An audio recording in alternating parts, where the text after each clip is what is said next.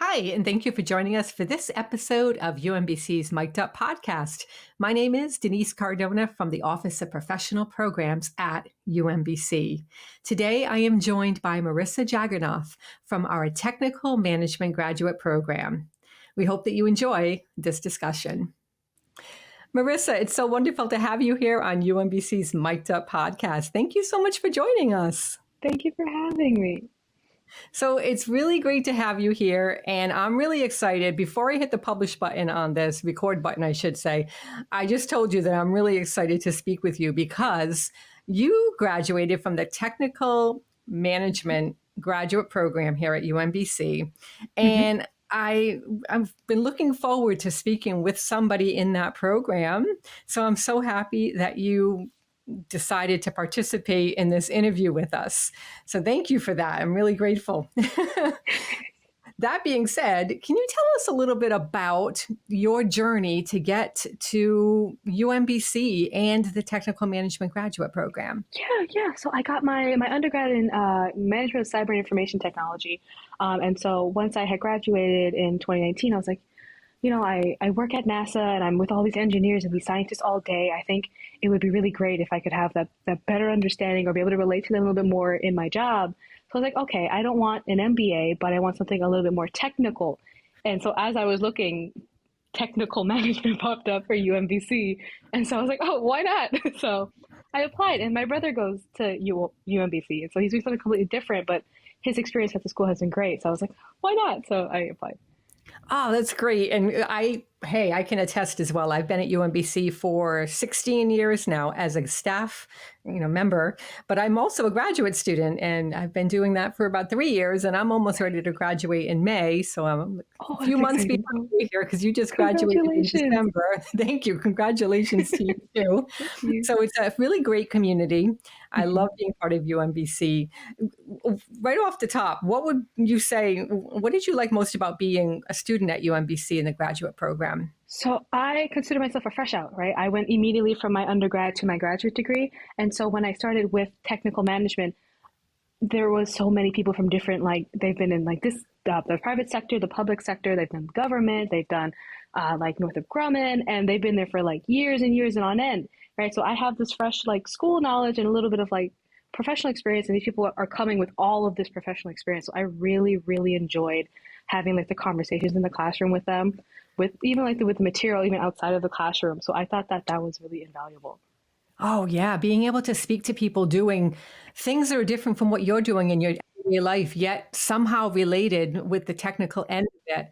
I really think that's how people learn best, is being around other people and picking each other's brains, right? And figuring out okay, we may work for different companies, we may have different roles, but some of the things are very similar. And being able to hear and see and witness how other people kind of, I don't want to say, attack a problem, but yes, attack a problem and figure out, find solutions. And how do they do that?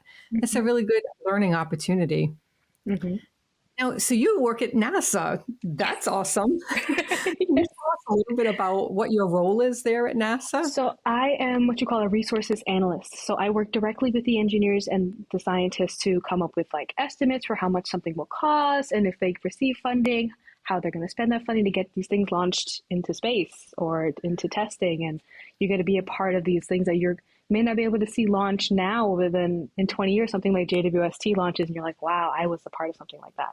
So even, it's really interesting. Yeah. What would you say is the most fascinating part about being part of a NASA team? It has to be the interactions you have, because you have so many minds from all over the place, right? They have all of these backgrounds, and to see, like you said earlier, to tackle a problem and to see them take something and just completely deconstruct it and put it back together in 15 different ways. And at the same time, they're trying to figure out how to be cost effective and how can this work not only now, but 10 years from now, what that looks like. I love that. Just the intricacies of the teams and everything at NASA. I love it. Yeah, I would imagine if you are just out and about at a social gathering and somebody hears that you work at NASA, they probably want to pick your brain and talk to you all Oh night yeah. long about the latest and greatest things that's Uh-huh. going on Yep. there. Everyone wants Uh, to talk about Mars, how we're going to the moon. Yeah. oh my God, the Weber telescope, right? Yep. That must have been Hmm. something Oh, fascinating James too. Webb was phenomenal. Yeah. Yeah, that was great. Wow, that's that's so cool. So, in terms of the technical management program, Mhm. how did that prepare you for some of the things that you are doing now in your role at NASA? It reinforced a lot of what I was doing at NASA. So a lot of the team building, a lot of the like the statistics from one of the classes that we had, it definitely reinforced what I was already doing because I was just doing them because I had to do them. And so through the program, I understood like the implications of like, if you're doing this is kind of what it'll do for you 10, 15 years out, or like this is how you're doing it, and this is why we do it in the industry. And I really enjoyed that because a lot of it is just kind of like, here you go, you kind of figure it out and you get it done, and then you go to class and you're like, that is why I do that. That makes sense. So I really, yeah, that was nice. Yeah, I'm curious. So you graduated with your undergraduate, and then you got a Hmm. job at NASA, or was it So during no, that I went through time? the Pathways program. So I got it during my undergrad. So I started at NASA in 2017 as a pathway student, and then so I've been a resource analyst the whole way through. And then so I graduated in 2019. I didn't convert to a civil servant. I was like, oh, maybe I want to be a contractor. I want to be a little bit more technical, because during my undergrad, I launched sounding rockets on the RockSat program. So I was like, oh, this is kind of cool. I think I want to continue to do this. So I was like, okay, let's try being a contractor for a year and being like a task lead. And I wasn't really a fan of it. I missed the resource analyst work. I missed dealing with the money side of things. And so I applied for UMBC again and I got into the Pathways program again. And then now I'm a permanent civil servant resource analyst. Yay! I mean, I think it's really, really awesome that Thank you you. figured out what you didn't want to do and what you Yeah. did want to do. And I think a lot of times we forget that it's in those times that we realize we pinpoint Mm-hmm. what we don't want to do. I mean, Mm-hmm. I Mm-hmm. know I've been there too, where I'm like, I really don't like this aspect of my job. I Uh-huh. really want to figure out a way to not have to do that so much and Yep. maybe do this instead. I Mm-hmm. think that's a real gift when you can figure that out. And when an organization allows you the Oh opportunity to yeah, sort for of be sure. flexible enough to figure that out too. Mm-hmm. Yeah, that to me is such a gift to be able to kind of experiment in your own mind, like, what's working, what's not, and realizing like, yeah, maybe this education will help me figure Yeah. figure out this end. I think with the technical management program, it helped me see how much more value it is to be a resource analyst. And like it gave more value to my job. So that's why I really like the program at UBC. Absolutely. Yeah, Yeah. I'm happy to hear that. Did you have any sort of expectations before going into the program, things that you expected you'd get out of it, and did you? I I didn't really know what to expect, right? Because when I am a first generation student, so a lot of my family, I'm the only one with my master's among a couple of my cousins. So going in, I was like, I don't really know what to expect. Like, I know some programs are really intense with like reading and writing, and others are really intense with like math, depending on what you're doing. And I was like, I don't really know what I want. So when I got in there and when I started, and it was basically it's like very much discussion based and like the reading, I enjoy all of those things. So the little nitty gritty, little tiny details, I love stuff like that. There's the So analyst in you. yeah, it's the analyst to me. So like I love things like that. So when we started doing those in class, I was like, this is great. Like this feels like, I don't want to say it feels like nothing, but like it was like a breeze. Like it's I could take it in stride and keep going. So it was nice.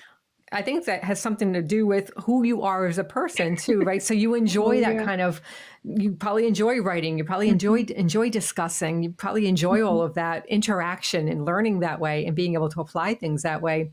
Whereas some people, they're like, I just lock me in a room with a Oh computer yeah. and let me figure this stuff out. So I Uh-huh. really, I think that speaks highly to what the program is about and how it's sort of how it's laid out for students. Hmm. Was there could you talk a little bit about what the peer-to-peer engagement was like in a classroom setting there at UMBC? We had groups, like little in groups within the class, and then you would have like just generalized like group discussion. But when we had those little groups, like I've made friends in those classes that I still talk to. And so it's great because we'll still joke about like what we've learned in the class. We'll still reference the material and the books, and we still have the books, and we're like, oh well, that's what that person said, and so yeah, so that's Yeah. It's nice when you can have a community of learners that hmm way. I found that with my program at UMBC as well, hmm with both the faculty and the peers, like being able to, I'm very yeah. close with some of my peers that I'm in school with, and some have hmm already graduated. I've connected with them on LinkedIn, and we have Great. really great lively discussions and such. And some of the faculty is they're just amazing. What did you Yeah. think of, like, what were your takeaways from the faculty? What were they like? Everyone is very approachable. So I know I'm always very apprehensive to be like, hey, I don't really understand this. But the professors were very good at being like, you're not supposed to understand everything. Like you need someone to rely on. That's what you have your peers for. That's what these in groups are for, and that's what I'm here for as like a supplement. It's not like my word is the end all be all. It's take my opinion, right? Take the opinions of your others, come up with your own, and then come back and we'll talk about it. So I really enjoy that. Because when you're coming Yeah. from like a sciencey kind of background or and I feel like there's always an answer. There's always a right answer, and with this program, it gives you the opportunity to have multiple answers and still kind of be right at the end of the day. So I really like that. Ooh, that's even better. Yes. To be right at the end of the day. Yeah. And yeah, and it's not like a black and white. There's a little Yeah. gray area there where Mhm. you can prove yourself and you can have Mhm. discussions and be able to maybe win debates on that. Yeah, I think that's really cool. That Yeah. sounds like a really fun way to learn. So one of my instructors in my program, I was the same way. I was like, oh my gosh, I didn't want to be wrong with things. And I felt like, Yeah. okay, I'm going to hand this assignment in and I have no idea if Mhm. I'm in the right direction or not. And, maybe I would call myself a more seasoned student. Like, Mhm. I've been around the block a few decades.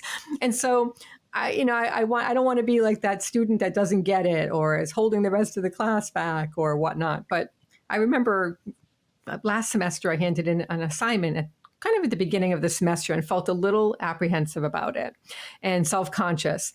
And lo and behold, yes, I kind of like messed up part of the assignment. I didn't get it, but my instructor was so awesome. She said to me, and this sticks in me, even with what I do at UMBC as a staff member, that the point of any situation that you put yourself in is not to be perfect.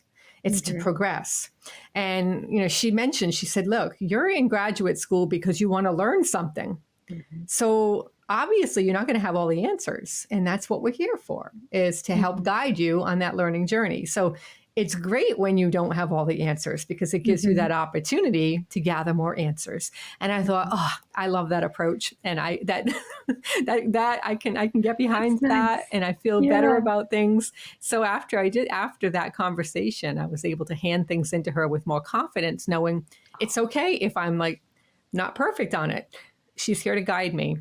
Oh, that's So anybody listening to this who is a graduate student right now or somebody who is considering graduate school, you do not have to worry about being perfect. You just have to show absolutely. up and want to learn and Yeah. progress, right? Yeah, absolutely.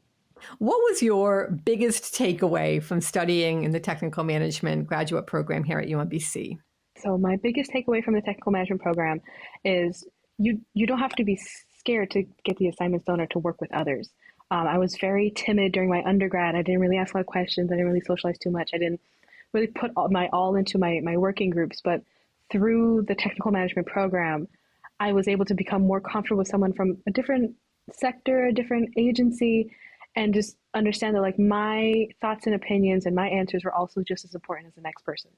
And I think that that's something that is completely invaluable when you're looking into a graduate program because you've done all the studying you need to do for your 4 years and now you're in grad school and you're just taking what you've learned there and applying it and sharing it with others. And I cannot be more grateful for that. Oh, I love it. Like learning and sharing. Like to Yeah. me, is there any greater way to put Yeah. what education really means in this world is Yeah. learning something and going out there in the world and sharing it with other people. Hmm. Yeah. Yeah, that was a powerful statement that you just made there. Thank you. It resonates. And I think it's going to resonate with a lot of people who are listening to this.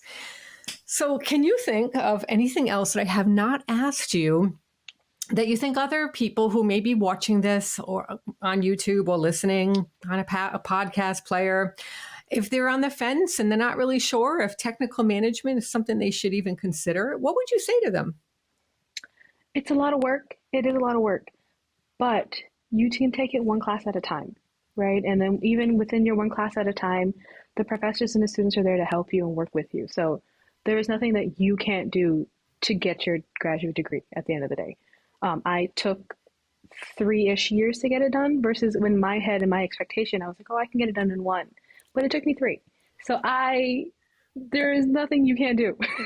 So I recommend it. You can take your time. At the end of the day, when you're done, you're done. You have a degree. So Absolutely. There's yeah, no regret there at all. yeah, And none. it goes by so fast, doesn't it, Marissa? Yeah, it breezes It's by. been 3 years, almost three Yeah, years for me. And when I first started, I thought, oh my gosh, what am I doing? But it was during the pandemic and I had nothing else to do. same. So I said, I really need to challenge my brain because I'm, freaking out about the world. And this is a good way to use my brain. But I remember thinking, this seems like a long road. Like Hmm. 3 years, maybe even 4 years. That's like a long time. But gosh, it went by so fast. And I'm It like, did. I'm in my last semester. I can't believe that. And you Yeah, might get, I just graduated. It must be just an amazing feeling. yeah, yeah. And I know as myself, I very much value like person to person, like in person classes and stuff like that. And so I had the one semester on campus, and then we launched into the pandemic, right? And then I never went back to the campus. So I remember when the pandemic hit and we switched to everything online. I was worried. I was like, I don't always do too well in this online environment, but I was very surprised at myself at how well I did and how accommodating UMBC was when we had to go through and do the online environment. So yeah, I was surprised. Excellent. Yes. And I know UMBC for the most part now, generally speaking, it's in person, hybrid, and online as well. Yeah. So they've got options for everybody. Hmm. Yes, I personally love online learning, and I love developing that online learning as well. So I'm a fan of that, but I see a lot of value, and I can Hmm. understand the value in having that in person Hmm. interaction for learning because it's something that there are certain discussions that are just so much better when it's like right there in a timely Hmm. fashion. Yeah, definitely. All right, I always love to ask this question in a podcast episode Okay. because we like to focus sometimes on this professional essentials development Okay. type of audience. And I know that our listeners enjoy that professional development stuff. So, Marissa, my question for Okay. you is what is your favorite quote and why? Okay. So my favorite quote isn't like anything official and published and out there, but it's known in like I heard it from another resource analyst when I first started, and they were like, every issue is a solvable problem. So there is always a solution. There's nothing. Just why are you freaking out? So there's always an answer. If you make a mistake, we can fix it. So that's my favorite like quote or quotes. That is an awesome quote. My director at UMBC taught me that lesson many, many years ago. I would go into her office and be like, I have this problem and without a solution. And she's like, Denise, you got to bring solutions. Next time, I want Hmm. you to bring a solution. That was the biggest lesson, professional lesson I ever learned is, yeah, okay. Hmm. So now, like, I love coming in with solutions. That might not be the right one, but it Right. gets the ball rolling. It's so important to have Absolutely. that solutions oriented seeker Hmm. type of mentality with anything, even like trying to find your pocketbook if you forgot where you put your wallet. Problem solve, Yeah. like find the Yeah. solution. Everything does have a solution. We might not like Yeah. the solution all the time, but there is a Right. solution to most everything in this world. Yeah. And my last question is, what is the greatest lesson that you've ever learned in your life so far? My greatest lesson. It's okay not to live to your own expectations. Um, I know I set myself as, I guess would be in my head the highest level that I could be, and sometimes I can't even meet my own expectations. So it's okay. You don't always have to hit it. You can. It's always changing. It's ever evolving. It's okay. You can sulk Yeah. about it for a day, and we'll move on. Good advice, Yeah. because I think a lot of people, if you have that sort of overachiever personality, or they call Mm-hmm. it the type A personality, Mm-hmm. it can be really hard not to like meet your expectations. Oh, And absolutely. like you can have a to-do list that's 50 million items long, and if you don't check every single thing off at the end of the Yeah. day, you feel like you failed. And it's like, Yeah. you know, forget the 499 that you did. I didn't That you get the got done. 50. Yeah. I didn't do the 500th, the Uh-huh. last one there. So yeah, that's a Yeah. really good piece of advice. And I hope that listeners let it marinate and take that on, because it's really important to set your expectations, expect things, but Mm-hmm. know that we're all a work in progress. Yeah.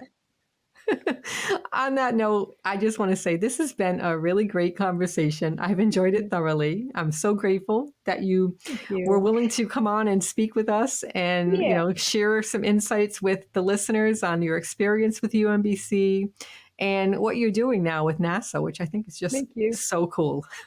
Thank you. Thank you for listening to this episode of UMBC's Mic'd Up podcast. I hope that you enjoyed it. If you'd like to learn more about our offerings, do a search for technical management at UMBC, or click the link in the show notes.